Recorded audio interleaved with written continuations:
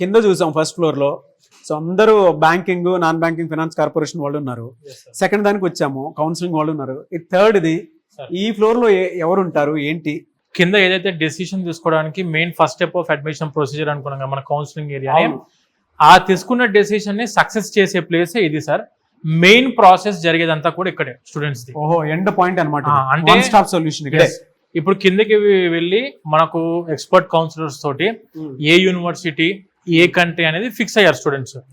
ఇప్పుడు ఆ యూనివర్సిటీకి అప్లికేషన్ ప్రాసెస్ దగ్గర నుండి వీసా వచ్చేంత వరకు చూసుకునే టీం ఇది.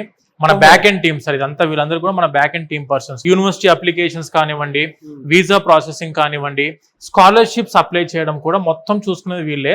ప్రతి పర్సన్, మా బ్యాక్ ఎండ్ పర్సన్ 7 సంవత్సరాల పైన ఎక్స్పీరియన్స్ ఉండి 500 వీసాలు ప్రతి ఒక్కరు చూసారండి. మా వీసోర్స్ సంస్థ తరఫు నుంచి ప్రతి ఒక్క స్టూడెంట్ కి ఎక్స్పర్ట్ గైడెన్స్ అనేది అందుతుంది ఇక్కడ.